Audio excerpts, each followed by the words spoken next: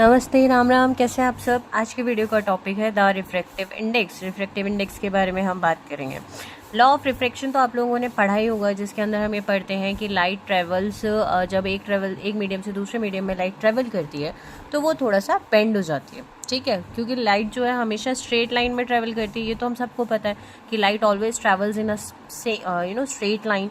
But अगर वो same medium में है तो ठीक है, लाइक यहाँ पे एयर में है तो वो सेम मीडियम में जा रही है तो वो एकदम सीधा जाएगी। बट अगर जस्ट आगे जाके उसको कोई अनदर मीडियम मिलता है, लाइक ग्लास, वाटर, ऐसा कुछ भी मटेरियल मिलता है जिसके अंदर से उसको पास होना होता है, तो वो वहाँ पे जाके थोड़ा सा अपना टिल्ट होता है, टिल्ट हो जाती है। ठीक है, जैसे यहाँ पे अगर मैं आपको समझाऊँ तो जैसे एयर में लाइट आ रही थी, एकदम स्ट्रेट आ रही थी, जब तक कि यहाँ पे मीडियम सेकेंड ग्लास नहीं आया। ठीक है, इस पॉइंट से थोड़ा सा वो टिल्ट हो गई। नॉर्मली सीधा जाती तो वो ऐसे जाती, अगर ये मीडियम नहीं आया होता तो, बट वो थोड़ा सा टिल्ट हो गई। अब ये नॉर्मल की तरफ ही क्यों टिल्ट हुई? ये जो होता है ये होता है आपका नॉर्मल। ठीक है, सरफेस पे नॉर्मल। तो ये नॉर्मल की तरफ ही क्यों टिल्ट हुई? मतलब ऐसे जा रही थी, ये ऐसे ही टिल्ट क्यों हुई? नॉर्मल से अवे टिल्ट क्यों नहीं हुई? तो उसका रीज़न भी क्या है कि जब भी light rarer to denser medium में जाती है, ठीक है, तो ये क्या होती है, ये टूवर्ड्स नॉर्मल जो है वो मूव करती है। ठीक है, ये सबसे बड़ा कन्फ्यूजन होता है कि हमें समझ में नहीं आता हमें किस तरफ इसको टिल्ट करवाना है, इस तरफ करवाना है या उस तरफ करवाना है, टूवर्ड्स करवाना है या अगेंस्ट करवाना है, अपोजिट में करवाना है। अब वो डेंसर टू रेयरर में जाए, डेंसर टू रेयरर, तब क्या होता है? तब जो है ये टूवर्ड्स नहीं बल्कि अवे फ्रॉम नॉर्मल जो है वो रे जो है वो जाती है। ठीक है, अवे फ्रॉम नॉर्मल। ठीक है, अब ये डेंसर और रेयरर क्या होता है? डेंसर बोला मैंने, रेयरर मीडियम बोला, बट ये डेंसर और रेयरर मीडियम्स होते क्या है?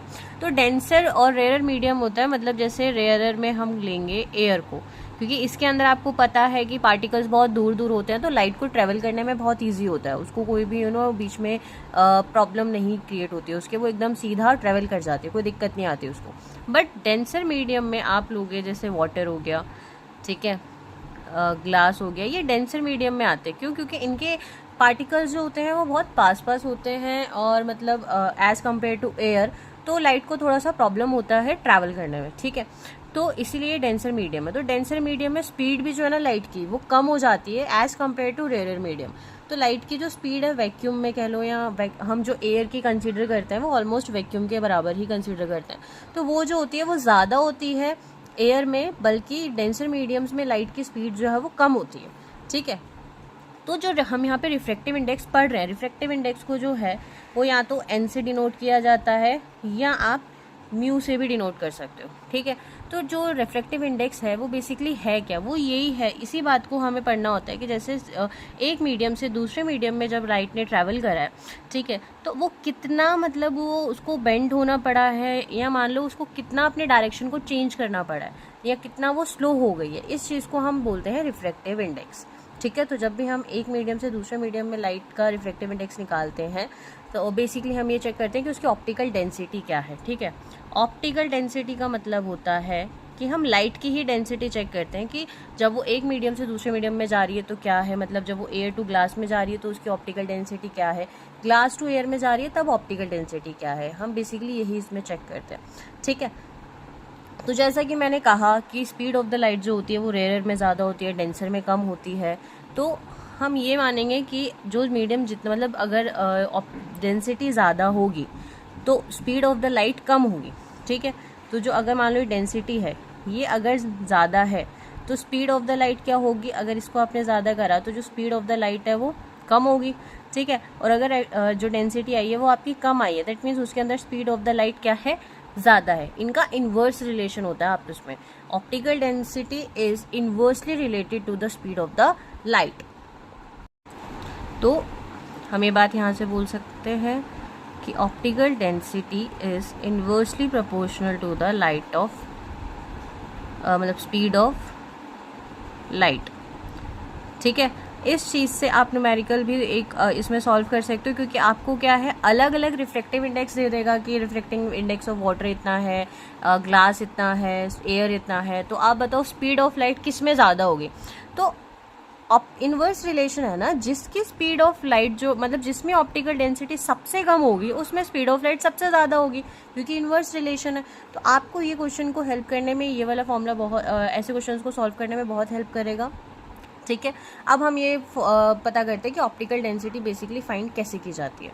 ओके, तो ऑप्टिकल डेंसिटी के लिए बेसिकली हमारे पास फॉर्मूला होता है कि हम स्पीड ऑफ द लाइट, मतलब जैसे हम ऑप्टिकल डेंसिटी निकाल रहे हैं, मान लो सेकेंड मीडियम की विद रिस्पेक्ट टू 1 कि मान लो मतलब सेकेंड की ग्लास की मैं ऑप्टिकल डेंसिटी लाइट ऑफ जो लाइट की जो ऑप्टिकल डेंसिटी ग्लास में होगी वो मैं चेक कर रही हूँ किसके रिस्पेक्ट में, एयर के रिस्पेक्ट में, कि जब एयर से ग्लास में आपकी लाइट आ रही है तो उसका रिफ्रैक्टिव इंडेक्स कितना होगा, उसकी ऑप्टिकल डेंसिटी कितनी होगी, वो चीज़ हमें चेक करनी है। तो उसके लिए हमारे पास क्या फॉर्मूला होता है कि speed of the light in medium second के निकाल रहे हैं, मतलब सेकेंड मीडियम का निकाल रहे हैं 1 के रिस्पेक्ट में, तो ऊपर मीडियम 1 की में आएगी स्पीड ऑफ द लाइट और नीचे आएगी speed of the light in medium 2 कि सेकेंड मीडियम में स्पीड कितनी है लाइट की। ठीक है, इन दोनों को जब आप डिवाइड करेंगे तो आपके पास ऑप्टिकल डेंसिटी आएगी। अब जैसे यहाँ पे मान लो एयर था और यहाँ पे ग्लास था, ठीक है, तो इसमें देखो अभी हमारे पास मीडियम 1 क्या है, हमारे पास मीडियम 1 है एयर टू ग्लास हमारी मूव कर रही है, तो मैं यहाँ पे लिखूंगी 1 मीडियम है मेरा एयर और सेकंड मीडियम जो है वो है क्या है, ग्लास, तो ANG आप ऐसे भी लिख सकते हो। और कभी कभी जो बुक में हमारी दिया हुआ उसके हिसाब से आप लिखोगे GA, दैट मीन्स ग्लास की रिफ्रैक्टिव इंडेक्स आप निकाल रहे हो विद रिस्पेक्ट टू एयर। ठीक है, तो यहाँ पे हम speed of the light in medium 1 यानी speed of the light air की कितनी होती है, एयर में जो है स्पीड ऑफ द लाइट होती है 3 × 10⁸ मीटर पर सेकेंड। ओके, और speed of the light in medium 2 हमारा ग्लास है, तो ग्लास के अंदर जो स्पीड ऑफ लाइट होती है वो होती है 2 × 10⁸ मीटर पर सेकेंड। तो इनका रिफ्रैक्टिव इंडेक्स क्या होगा, तो 10⁸ से ये कैंसिल हो गया, हमारे पास आया 3/2, इसको आप जब सॉल्व करेंगे तो आ जाएगा 1.5। तो रिफ्रैक्टिव इंडेक्स कितना है ग्लास का, 1.5। ऐसे ही आपको वाटर का निकालने को आ सकता है। ठीक है, आपको अगर उल्टा निकालना पड़े कि भाई एयर का पूछ ले, ठीक है, विद रिस्पेक्ट टू ग्लास, तो आपको उल्टा कर देना, तब क्या होगा, तब मीडियम 2 अपॉन में मीडियम 1 हो जाएगा। ठीक है, समझ में आया आपको, ये बहुत इंपॉर्टेंट टॉपिक है क्योंकि इस पर न्यूमेरिकल्स आते हैं, तो इसको ध्यान से समझिएगा और करिएगा। और वीडियो अगर समझ में आया है तो प्लीज़ अपने बाकी दोस्तों के साथ भी शेयर ज़रूर कीजिएगा। एंड जो भी मेरे चैनल पे नए हैं please subscribe my channel. Thank you, मिलते हैं नेक्स्ट वीडियो में।